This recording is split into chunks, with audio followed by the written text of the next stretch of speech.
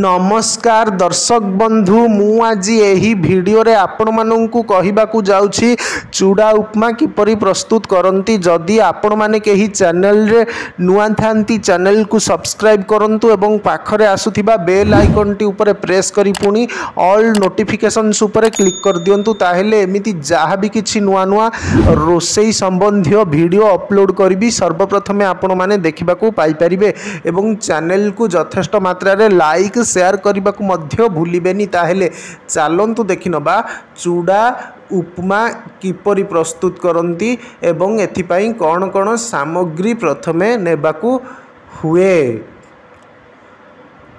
सामग्री चूड़ा 2 कप, 1 गाजर, 1 आलू, 2 पाखुड़ा फूल कोबी, 4टा कंचा लंका, 1 पियाज टिके अदा, मुठाए मटर मंजी, 1 चामच गरम मसला, अध कप तेल, दरकार मुताबक लूण, हलदी। प्रस्तुति प्रणाली परिबा सबू छोट छोट करी काटी चूड़ा को भल भाबे धोई देई पानी रु चिपुड़ी रखंतो।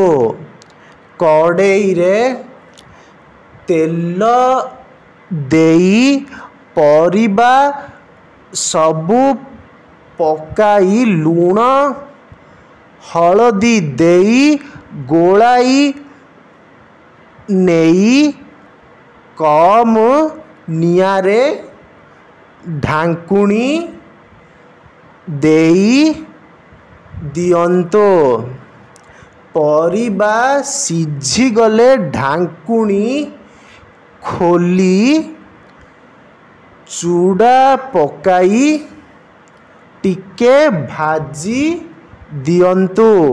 नियारू ओल्हाई गरम मसला गुंड देई गोलाई गरम गरम खाइबाकू देव।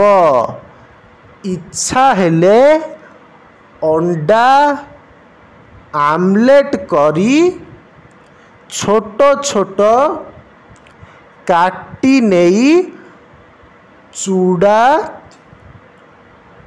उपमा उपरे सजाई देई खाई पारंती।